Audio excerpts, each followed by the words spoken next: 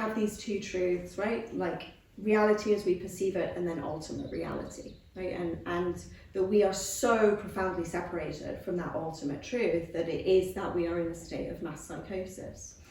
And I think that's a very interesting way to view it. And I think it's very interesting for us to take on board that occurs in varying degrees across different cultures, in cultures other than ours that are existent even now at this time on planet Earth. That split is not so wide, yes? They very, very much still function on the basis that there is a material plane, that there is a subtle plane, there is an ultimate truth, and the two things are constantly dancing together. Within our modern Western paradigm, we have become so deeply split from our spiritual origins, which if you think about it, where we talk about personality disorders, personality adaptations, you know, often being viewed as some of the more significant, yeah, and difficult mental health diagnoses. One of the characteristics of personality adaptations is the splitting from experience, that we are split from our own experience. So if you think about that then on a wider paradigm, as above, so below, microcosm, macrocosm, then perhaps, you know, we are in a mass version of that type of almost psychosis, personality adaptation, where we are truly split from our actual identity, from our actual reality, to the point of almost psychosis. Yeah? We are in a complete, we are absolutely mesmerized, hypnotized by the reality within which we live, that we perceive to be real. You know? And it in fact is not the case.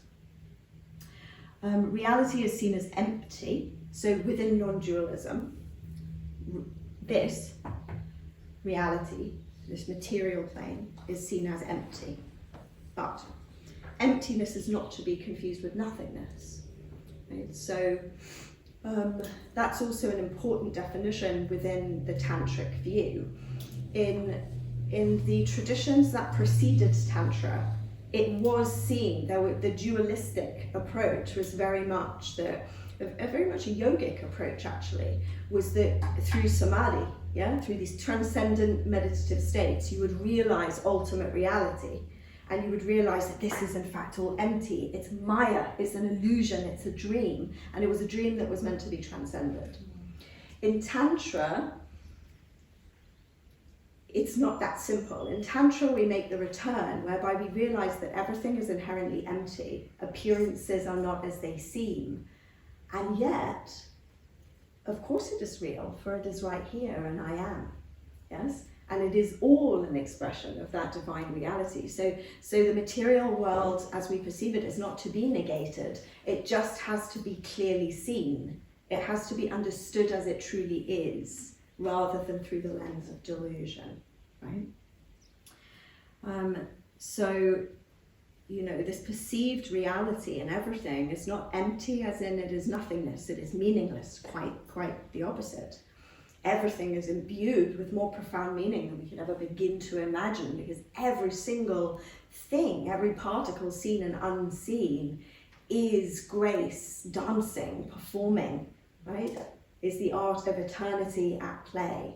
Every single moment is sacred. In Tantra, contrary to many other traditions, the temporary form and play of life is seen as the ultimate sacred expression.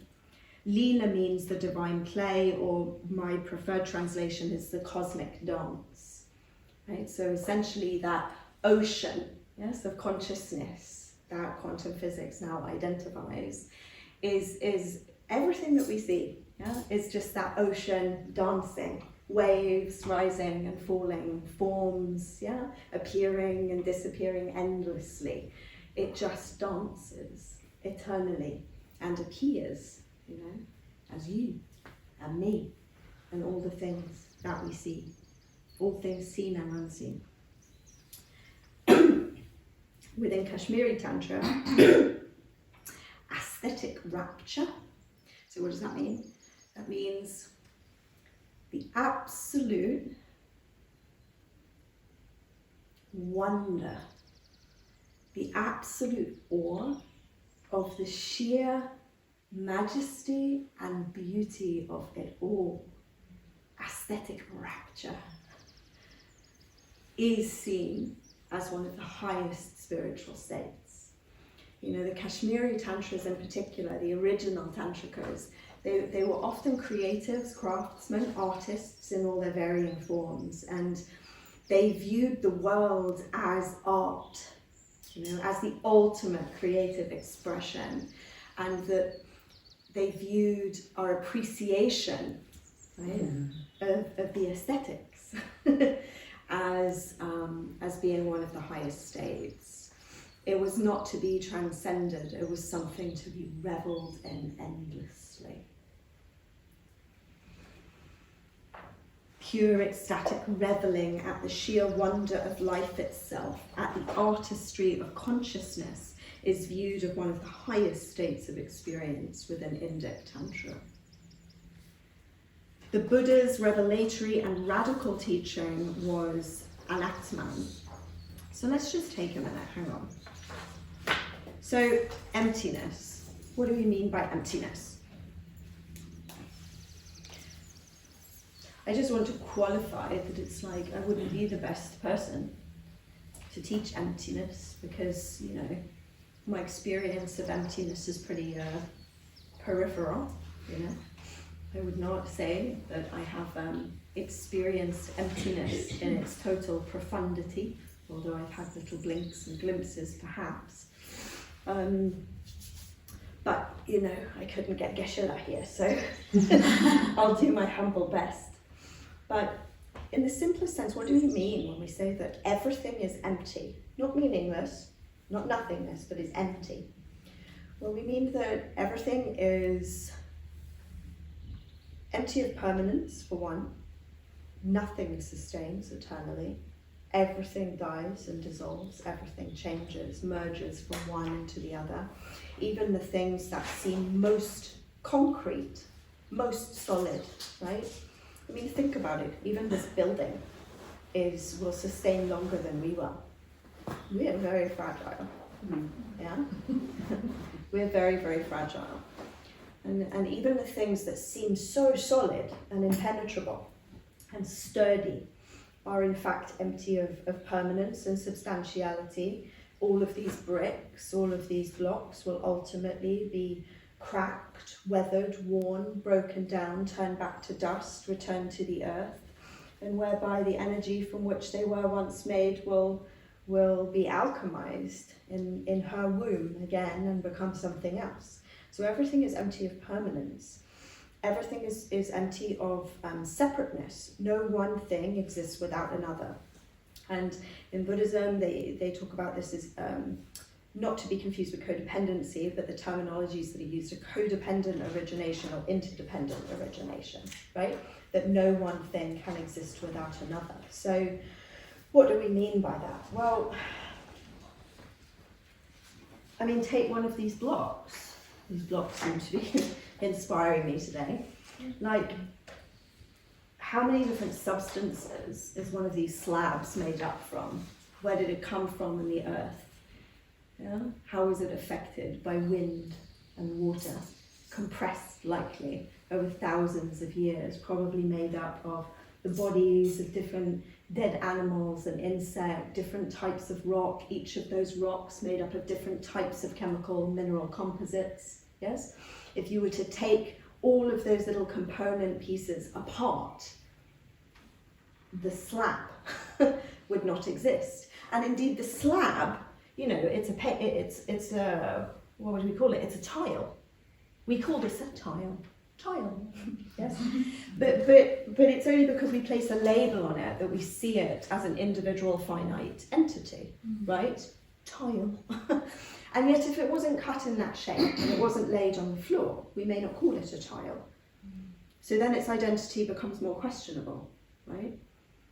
It starts to become empty of its tilishness. You understand?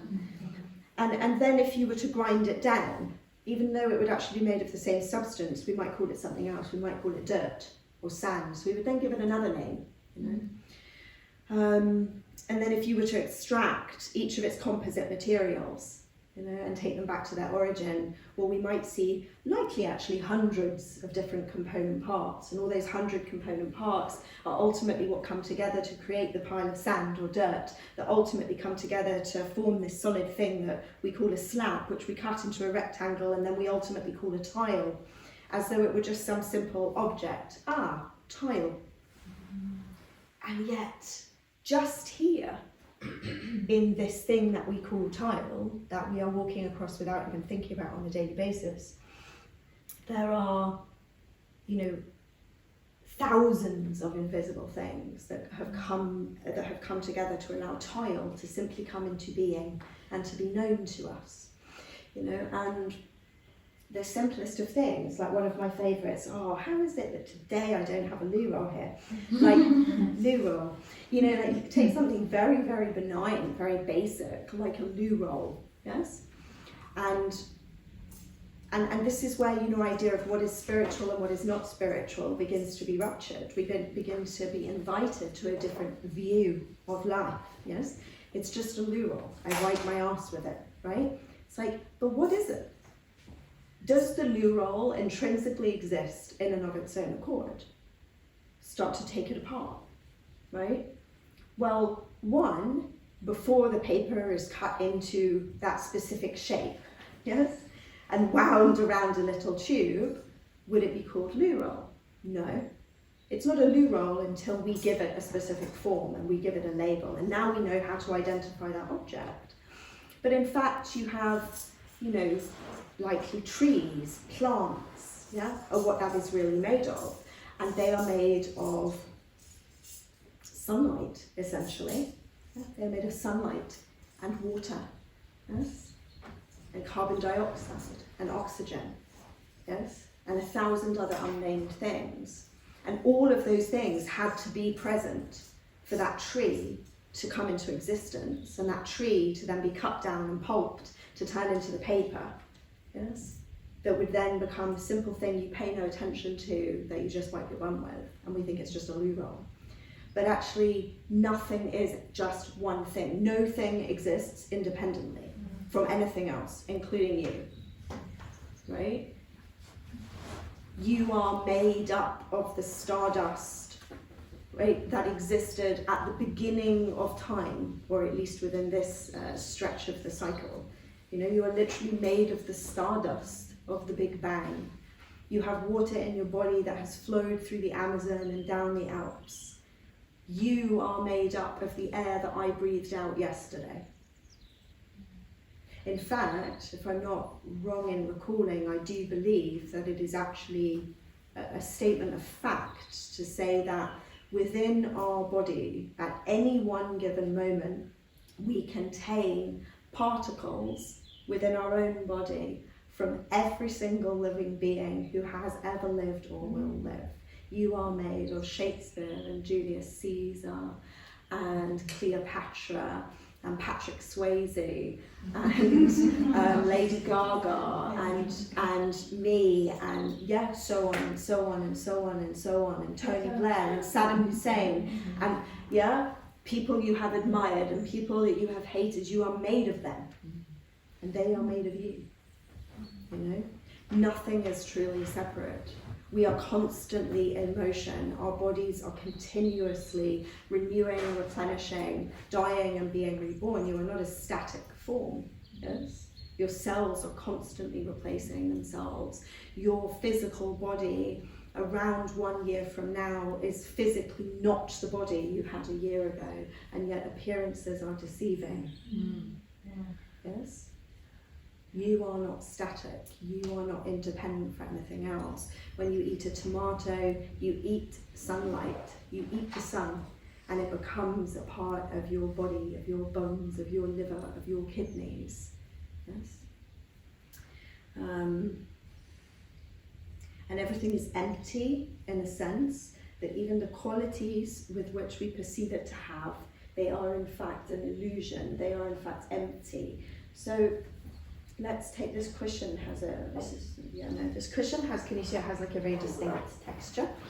Like if we were to examine like under a microscope these fibers, At a molecular level, none of the fibers of this cushion would have any brownness.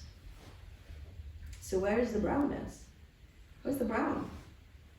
They also would have no texture to them. There is no texture at a molecular level. It doesn't exist. So where is it?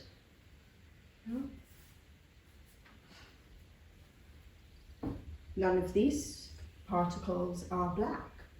If you look outside at the green of the grass, at a molecular level, not one singular particle of that grass actually has any green in it. They're not green. So where is the green? Where does it exist? Does it exist in the blade of grass? Well, apparently not. Where is it? It doesn't, it's nowhere. But where is it? Because it's somewhere. I don't get it. I get it, but now it's like messing with my head. Because I'm like, tell me where it is. It's perceived. Isn't it like a rainbow? Because the water, when you look at it, it's clear, but when the sun shines through it, it breaks down into all the different colours. Is it the same? Yeah, to an extent, to an extent, everything is vibrating on a different spectrum. Those spectrums interrelate with light and colour. But how, and why the grass appears to be green, right? Vibrates through that spectrum at a certain level in a certain way, in a way that allows it to appear green, at least to our eyes, because it wouldn't appear green to another animal. Yeah. So everything is everything is perception. Everything is how it's being perceived. But there is no finite reality. What is reality? There isn't one. Even things, if you really want to start to mess with your head, things like we talk about the now. And this isn't to dispute the value, it's a core part of practice, is learning to be present, to be aware, to be conscious to what is in the moment. But even the moment doesn't exist. Why? Because when I touch this, and I feel like I'm feeling that now, there is actually a micro delay between my fingers touching this and my brain and my body being able to receive those signals and transmute them so that I can actually feel that texture. So by the time I'm feeling the texture of my staff, I'm actually feeling something that happened in the past. You follow me? By the time I'm seeing that orange on Georgie's rug, I'm actually I'm seeing the orange from nanoseconds ago. Yeah. In the same way that when we see a star, we are actually looking back in time and perceiving light from billions of years ago. So now is also a very complex and insubstantial thing. It doesn't really exist. Yeah? And so it's meant to, if you even just start to mess with these ideas, yes, it's meant to mess with you. It's meant to feel confusing. That's how it's meant to feel. It's meant to make you go, huh? It's meant to make you feel dizzy, because it's meant to rupture the things that we believed that we could get hold of. It's meant to shake your idea of reality, and there isn't meant to be a place where you land and you redefine it. You understand? There's not meant to be a place where you land and redefine it.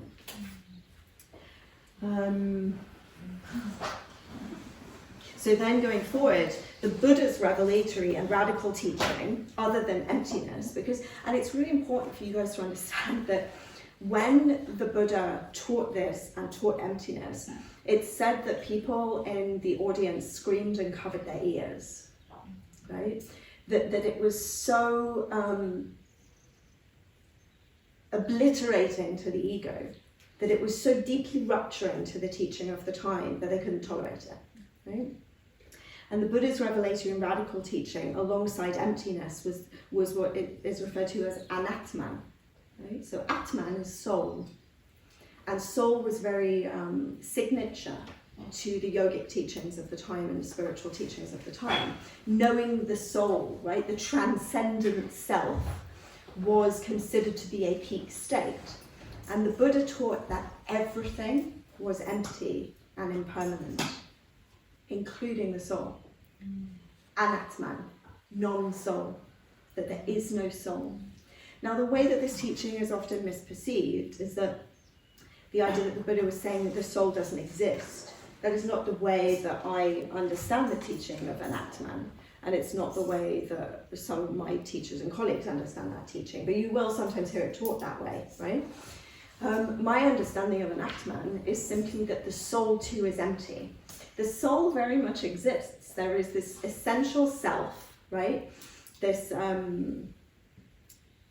vibrational body, this aspect of you that is coming in and out of lives over and over and over, seeking to resolve itself, right? To resolve different patterns, samskaras, imprints, yes? But the soul, because the soul is often spoken about as like this peak experience, yes? It's like my soul, my essential self. But the soul is what's carrying all of the karma. You get that? Mm. The soul is the transporter of the trauma. So it's an interesting thing, because connecting with the soul can be a very powerful experience, because it allows us to realize that we aren't limited to this time and place and form and name, that I've been journeying for longer than I realize, yes? So it gives us landscape and it gives us context, which is very important. But then to get fixed on that idea of soul, that's an act of ego, because then it's just, I feel like I am eternal, and the ego likes